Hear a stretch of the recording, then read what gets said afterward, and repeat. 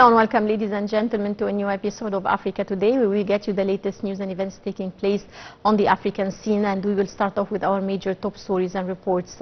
Muslim pilgrims are wrapping up the Hajj or pilgrimage in the deadly summer heat on Tuesday, with the third day of the symbolic stoning of the devil and the last circumambulation around the Kaaba, Islam's holiest site in the city of Mecca. Muslim pilgrims used the early morning hours of Tuesday to perform the third day of the symbolic stoning of the devil, hoping to escape the noontime summer heat that caused heat stroke and sunburns among thousands wrapping up the Hajj pilgrimage. The final days of the Hajj coincide with Muslims around the world celebrating the Eid al-Adha holiday. The stoning of the pillars representing the devil takes place in Mina, a desert plain just outside the city of Mecca in Saudi Arabia. Tuesday rituals mark the end of pilgrimage rituals, after which pilgrims perform the farewell tawaf, or circling the cube-shaped Kaaba in Mecca, the first worship place to be built. The pilgrimage is one of the 5 pillars of Islam. All Muslims are required to make Hajj at least once in their lives if they are physically and financially able to do so. The Hajj rites largely commemorate Prophet Ibrahim, his son Prophet Ismail, and Ismail's mother Hajar. More than 1.83 million Muslims performed Hajj in 2024, slightly less than last year's 1.84 million, according to data released by the Saudi Hajj and Umrah Ministry. This year's figures included more than 1.6 million pilgrims from 22 countries and around 222,000 Saudi citizens and residents.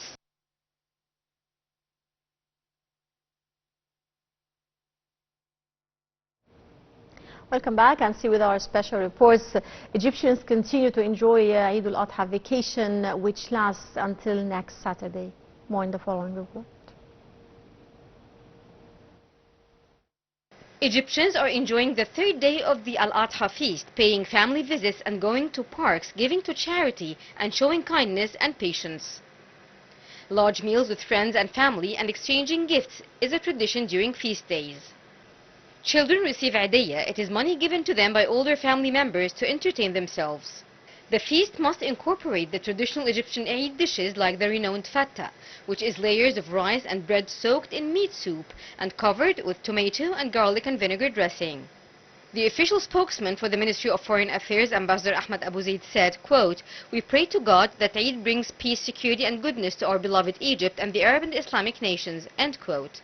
He said the breezes of Eid al-Adha come to inspire in the souls and values of sacrifice and unity.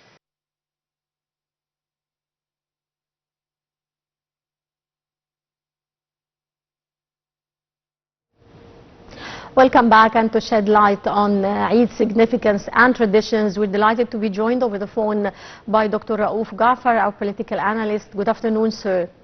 Good afternoon to you, my dear. Dr. Gaafar, happy Eid to you and to all our dear viewers here on Nile TV International. Always a pleasure having you, sir. Thank you. My pleasure, my dear. Happy Eid to you and everybody around. Thank you, sir. Sir, in light of the, as we're celebrating the third day of Eid al-Adha, or the Feast of Sacrifice, how significant are Eid traditions in Egypt, in your opinion, and how different or similar are they from other Muslim countries celebrating around the world? Well, I mean, people love celebrations. They love to be happy. They love holidays, of course.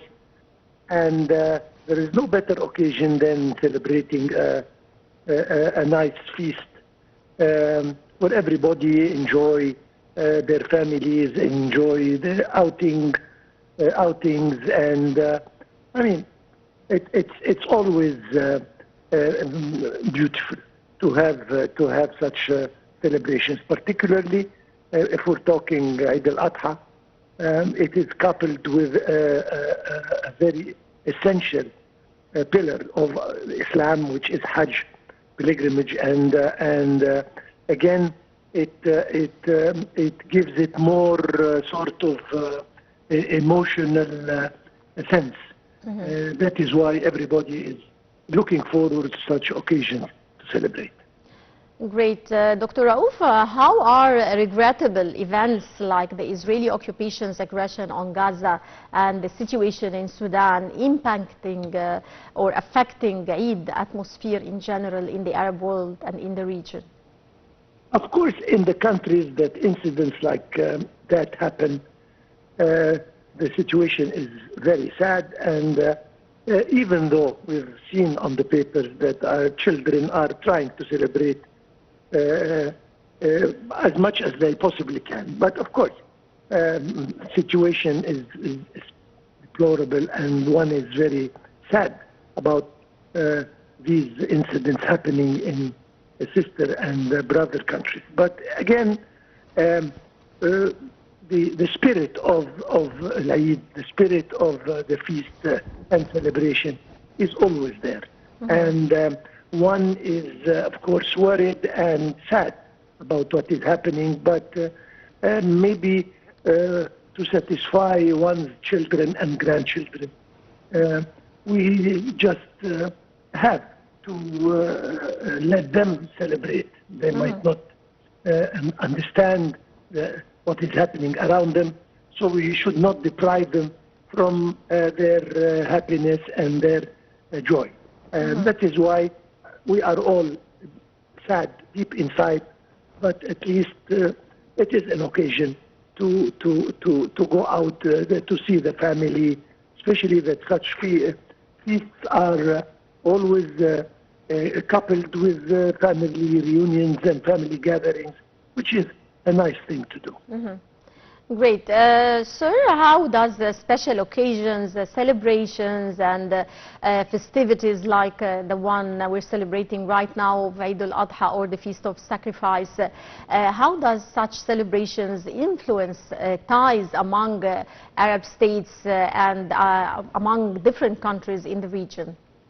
Well, the idea of celebrating the same feast, the same time in different countries, it gives you a feeling of unity, rapprochement. It makes you sort of feel closer and nearer to other countries that are celebrating the same. Same goes not only for our feasts, but I'm talking when we celebrate Christmas, for instance. Every country in the world is celebrating Christmas, and everybody is enjoying. So the feeling that the whole world, or most of it, are celebrating together gives a feeling of solidarity, a feeling of unity, and this again is very nice. That is why, of course, it increases the happiness one has when he feels that all countries around are celebrating the same thing in the same time. Sir, how far do you see similarities and differences between African and Arab countries in celebrations of such occasions like Eid al-Adha? Well, I mean, there are some rituals that are there everywhere. I mean, like children going out dressed in new dresses and what have you. This is one thing that is practically similar everywhere. The visits, family gatherings and visits to parents and grandparents, and so this again is another ritual that is being observed practically everywhere. Normally the elderly, they tend to give a small amount of money to the younger children to enjoy, maybe buying some sweets, chocolates, etc. This again is a third ritual that is existing everywhere. But things differ from one place to the other. Like when you're talking a country that overlooks the sea, normally people, they go out to the beaches, sing and dance and enjoy on the beaches. In other countries, people tend to go to parks and gardens and again dance and sing and celebrate outings in the open air. And so practically the feeling of happiness and enjoyment is everywhere, and people are almost doing the same thing, even for the sacrifice. We are talking this feast particularly, the Eid al-Kabir, is coupled with Abraham trying to sacrifice his son, and then it was replaced by the sheep. And this, once again, brings us all together, and we remember our religion, we remember God, and gives it more spiritual feeling. Mm-hmm. Sir, how would you describe Egypt's Africa dimension? Is it about land proximity and diplomatic ties, or is there more into it? I mean, we belong to the same piece of land, we belong to the same continent, and we have, of course, responsibilities and obligations towards each other. We consider them neighbors, and in each and every religion, neighbors are almost treated as family. And that is why we look at people sharing our continent that as brothers and sisters. And of course, this is a mutual feeling, and this makes us feel closer. And we can feel if they are not happy, we can feel their unhappiness or sadness. And like what is happening in Sudan, for instance, we are not happy of what is happening, and we pray every day that it comes to an end. Of course, same thing goes to Gaza and what have you, and any other country that is not in a good shape. We feel it. So, as I said, I repeat myself, this is one big piece of land, the continent that we are sharing, and we have to be reciprocity as far as good relations and responsibilities have to be there, and we have to look for their welfare as much as they look for ours, and this is the only way to grow and to develop. Great. Well, sir, the feast and such very special occasions and celebrations are also good times to remember the needy and the poor. You know, how does this affect the social work, community service? How far does community service organizations help and contribute in such occasions? First of all, we have to remember the needy at all times. I mean, underprivileged people deserve from better life standard people, all the help they can give, all the donations they can give, all the service they can give. But such occasions, they increase the sense, and they makes us feel more indebted to these people, and a feeling that we must help and we must aid them. And as you mentioned, the community service is a must through the year, but it is emphasized more in such occasions. I'm sure that in Egypt we remember them at all times when we go for our prayers, especially in the Eid, and we go out. If there are some beggars or some needy that are around, we help them. We sometimes distribute the meat for such in such occasion. I mean, of course, helping the needy is a must every time of the year, but in such occasions it is more and should never stop. And we look forward to the day where, of course, a very, very pragmatic and very optimistic saying, where we will not see needy people or underprivileged people in our community. But until then, we must help them on all levels. Sir, how can the spirit of the feast be used to bring back strong social and family ties? I beg your pardon?